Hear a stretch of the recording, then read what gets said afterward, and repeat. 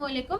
तो last videos के अंदर हम लोगों ने एग्जाम्पल 9.4 को कवर किया है, 9.5 को कवर किया है और इस वीडियो में हम लोग एग्जाम्पल 9.6 को देख रहे होंगे। हमारी बुक जो कि fundamental of electric circuits by Alexander है। सही है, हमें क्वेश्चन मौजूद है given I1t and I2t find their sum. हमें करंट मौजूद है, दो करंट्स हमारे पास हैं जो कि टाइम डोमेन में है दोनों, और आपको उनका सम निकालना है, मतलब उनको ऐड करना है। अब पहली बात तो यहाँ पे अगर आप ऐसे ही देखें तो आप इसको ऐड नहीं कर सकते, क्योंकि यहाँ पे एक चीज कॉस में मौजूद है और एक साइन में, और ऐसा हो नहीं सकता कि आप एक साइन वाले को एक कॉस वाले में ऐड कर दें। सही है। दूसरी चीज ये मौजूद है कि आप टाइम डोमेन में एडिशन नहीं कर सकते। ऐसा नहीं हो सकता कि आपने 4 को 5 में ऐड कर दिया, 20 को -30 को -20 में ऐड कर दिया, आपका आंसर रॉन्ग हो जाएगा। ये गलत वे है। ठीक है, आपके पास एडिशन करने का तरीका ये है कि आप पहले इस I1t को पोलर फॉर्म में लेकर जाएंगे। ठीक है, मतलब कि फेजर्स में लेकर जाएंगे। I2t को भी किस में लेकर जाएंगे? पोलर फॉर्म में। अब मसला ये है कि दो पोलर फॉर्म भी आपस में ऐड नहीं हो सकती मैनुअली। कैलकुलेटर से करना चाहें तो कर सकते हैं, मगर अभी मैं कैलकुलेटर फॉलो नहीं कर रही। ठीक है, तो आपको इसको कन्वर्ट करना पड़ेगा इसकी रेक्टेंगुलर फॉर्म में, क्योंकि आपके पास जो एडिशन का फॉर्मूला होता है वो रेक्टेंगुलर फॉर्म में होता है। ठीक है, तो आप दोनों को जब रेक्टेंगुलर फॉर्म में लेकर आएंगे, आप दोनों को ऐड करेंगे, तो आपके पास जो आंसर आएगा वो रेक्टेंगुलर फॉर्म में आएगा। मगर आपको रेक्टेंगुलर फॉर्म में थोड़ी सम को रिप्रेजेंट करना है। उन्होंने आपको जैसे दिया है टाइम डोमेन में, आपको वैसे ही आपका सम निकालना है। ऐसी ही इक्वेशन होनी चाहिए जैसे उन्होंने आपको दी है। ठीक है, तो इस इक्वेशन के लिए, इस इक्वेशन में मुझे जाना आता है। हमने यही लास्ट की एग्जांपल्स जो दो करी हैं, हमने यही देखा है टाइम डोमेन से फेजर में कैसे जाते हैं, फेजर से टाइम डोमेन में कैसे जाते हैं। तो रेक्टेंगुलर फॉर्म को मुझे पहले कन्वर्ट करना पड़ेगा पोलर फॉर्म में, क्योंकि मुझे पोलर फॉर्म से टाइम डोमेन में जाना आता है। ठीक है, हमने फॉर्मूलाज पढ़े पोलर फॉर्म से जाने के।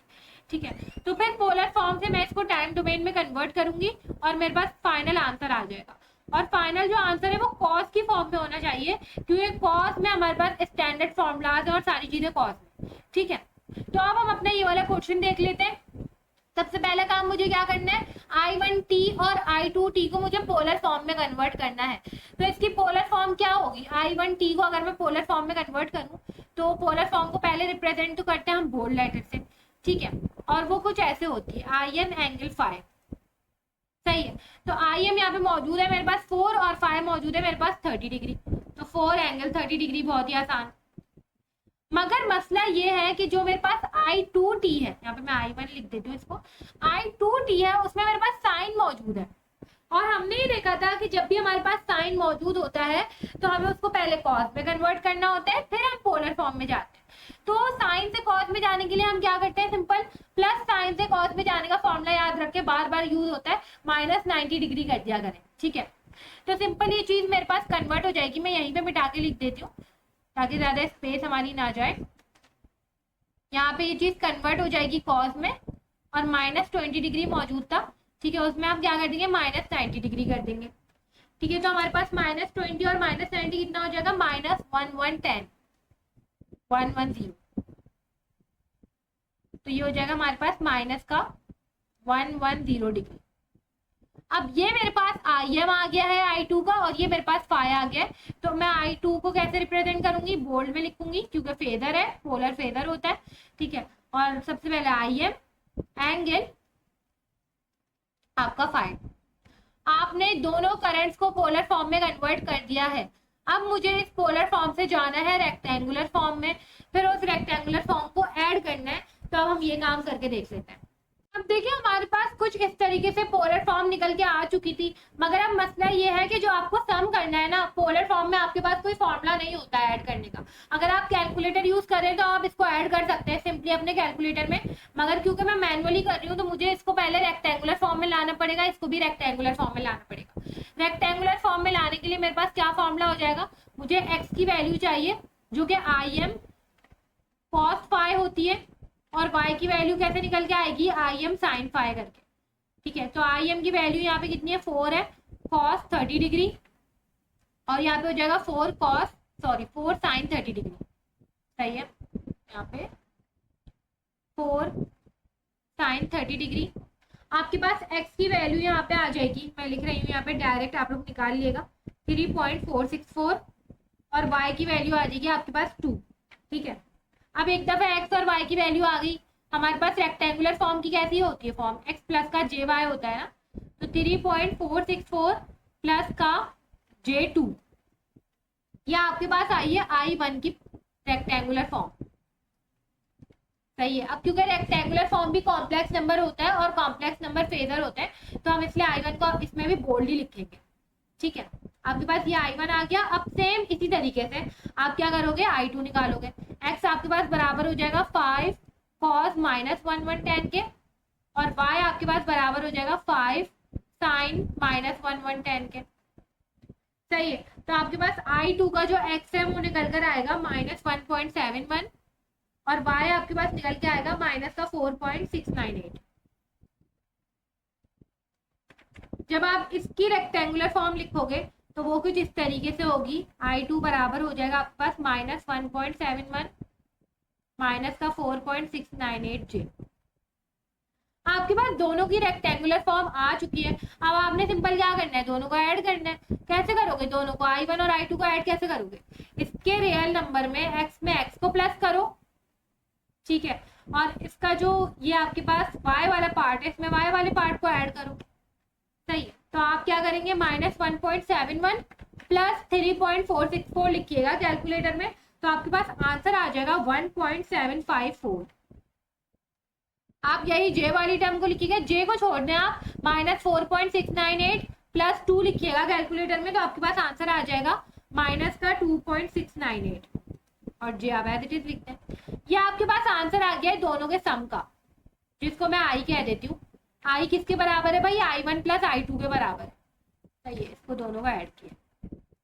अब देखिए हमारे पास रेक्टेंगुलर फॉर्म में आंसर आ गया है, मगर ऐसे थोड़ी ऐसा सम समझ में ही नहीं आ रहा, ये कैसा सम है, मतलब ऐसे तो नहीं चाहिए था हमें तो टाइम डोमेन में चाहिए था। तो पहले मैं इसको पोलर में कन्वर्ट कर देती हूँ ताकि मैं टाइम डोमेन में जा सकूँ। पोलर में कन्वर्ट करने के लिए मुझे x स्क्वायर प्लस का y स्क्वायर करना पड़ेगा, मतलब 1.754 का स्क्वायर प्लस का -2.698 का स्क्वायर करूंगी, तो मेरे पास किसकी वैल्यू आएगी, मैग्नीट्यूड की वैल्यू आएगी, जो कि IM की वैल्यू होती है असल में, जो कि आ जाएगी हमारे पास 3.218। ये हमारे पास IM आ गया। फाई के लिए भी हमारे पास फॉर्मूला होता है। अब क्योंकि ये फॉर्मूला हमने इतनी दफा यूज कर चुके हैं, तो मैं यहाँ पे डायरेक्ट काम कर रही हूँ। tan inverse y by x, y की वैल्यू क्या है, ये है, और x की वैल्यू 1.7542 है। तो आप फाई लिखेंगे, फाई आपके पास आ जाएगा -56.97। एक दफा आपके पास IM और फाई आ गया, तो आप सम को कैसे रिप्रेजेंट करेंगे, सम आपके पास बराबर हो जाएगा 3.218 एंगल -56.97 के। मगर एक बात बताएं कि आपसे सम ऐसे मांगा था भाई, आपसे सवाल कैसे पूछे जाता है, हमने वैसे ही रिप्रेजेंट करना होता है। तो ये वैल्यू हमारी किसकी होती है, IM की होती है, और ये वैल्यू हमारी फाई की होती है। तो हम इसको कन्वर्ट कर देंगे टाइम डोमेन में, क्योंकि हमें टाइम डोमेन में ही गिवन थी इक्वेशन। तो IM लिखते हैं सबसे पहले 3.218, सही है, cos मेगा t -56.97, ये है आपका असल आंसर।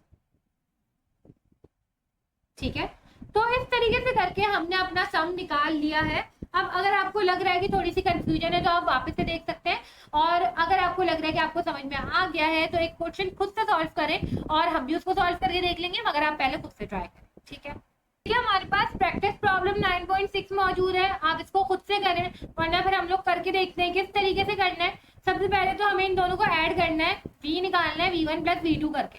तो इन दोनों को ऐड करने के लिए दोनों कॉस में होने चाहिए थे, ताकि हम उसको पोलर फॉर्म में कन्वर्ट कर सकें। तो ये जो है साइन है, और साइन नहीं है, सिर्फ माइनस साइन है। तो साइन से जब आप कॉस जाते हैं ना, तो -90 डिग्री करते हैं, और जब माइनस साइन से कॉस जाते हैं तो +90 डिग्री करते हैं। तो v1 आपके पास बराबर आ जाएगा tan cos omega t -30 degree, जो चीज है उसमें एज इट इज लिख के, और उसमें +90 करते हैं। क्यों, क्योंकि आप माइनस साइन से कॉस गए हैं। सही है, तो जब आप -30 और +90 को सॉल्व करेंगे, तो आपके पास +60 डिग्री आ जाएगा। ठीक है, तो यहाँ पे मैंने यहीं पे इसी को मिटा के +60 डिग्री लिख दिया। ये आपके पास v1 का आंसर आ गया, और v2 तो है ही कॉस में, और प्लस कॉस, ये तो आपको कन्वर्ट करने की जरूरत नहीं है। ठीक है, v1 को अब आप पोलर फॉर्म में लिखेंगे, तो ये आपके पास कुछ ऐसे हो जाएगा, ये आपका vm है और ये आपका फाई है, तो ये 60 डिग्री आ गया। V2 को जब आप पोलर फॉर्म में लिखेंगे तो 20 जो है वो आपका Vm है और 45 डिग्री आपका फाई है। अब आप इसको रेक्टेंगुलर फॉर्म में कैसे करेंगे, आपको x और y निकालना होता है। तो x बराबर हो जाता है Vm cos फाई के, मतलब tan cos 60 डिग्री के, और y आपके पास बराबर हो जाता है tan sin 60 डिग्री के। जब आप इसको सॉल्व करेंगे तो आपके पास आंसर आ जाएगा 5, और जब आप इसको सॉल्व करेंगे तो 8.66। यही सेम काम आपने यहाँ पे भी करना है। x के लिए आप करेंगे 20 cos 45 डिग्री, y के लिए आप करेंगे 20 sin 45 डिग्री। जब आप इसका आंसर निकालेंगे 14.14 सेम आंसर आए, ठीक है। अब आप V1 का आसानी से रेक्टेंगुलर फॉर्म लिख सकते हैं, 5 प्लस का 8.66j, और V2 की रेक्टेंगुलर फॉर्म क्या हो जाएगी 14.14 प्लस का 14.14j। असल में आपको क्या करना था, V1 और V2 को ऐड करना था, तो आप इनको ऐड करेंगे। 5 में 14.44 ऐड करें, 14 ऐड करें, और 8.6 में 14.14 ऐड करें, तो आपके पास B का जो आंसर है, जो सम हो क्या आएगा, वो कुछ ऐसे आएगा 19.14 प्लस का 22.8j। मगर आपको ऐसा सम तो निकालना नहीं था, आपको टाइम डोमेन में ही चाहिए था, तो आप इसको पहले पोलर में कन्वर्ट करेंगे। पोलर में आप कैसे लेकर आएंगे, आप 19.14 का स्क्वायर प्लस 22.8 का स्क्वायर करेंगे तो आपके पास Vm की वैल्यू आ जाएगी, जो क्या आएगी आपके पास 29.768। सही है, तो आपने Vm लिख दिया 29.768, इसको मैं 77 भी लिख सकती हूँ। आपको एंगल चाहिए फाई, आप कैसे निकालोगे phi, tan inverse y by x करके। tan इनवर्स y आपके पास क्या है 22.8 और x क्या है 19.14। सही है, तो आपके पास फाई आ जाएगा 49.98। या आपने पोलर फॉर्म निकाल ली है। अब इससे टाइम डोमेन में जाना कोई मुश्किल बात नहीं है, टाइम डोमेन लिख लेते हैं। इससे हमारा सम आ चुका है, V बराबर हो गया हमारे पास 29.77 cos omega T plus 49.98 volt. ये हमारा आंसर आ गया। तो इस तरीके से हमने बड़ी ही आसानी से प्रैक्टिस प्रॉब्लम 9.6 को भी सॉल्व कर लिया है। तो ये हमारी बेसिक्स हैं, ठीक है। जैसे आपने चैप्टर 2 में हमने डीसी पढ़ा है ना, बिल्कुल वैसे ही है चैप्टर 9। बहुत सारी बेसिक्स है इस चैप्टर के अंदर। सही है, तो नेक्स्ट वीडियो के अंदर जो आगे का काम होगा हम उसको कंटिन्यू कर रहे होंगे।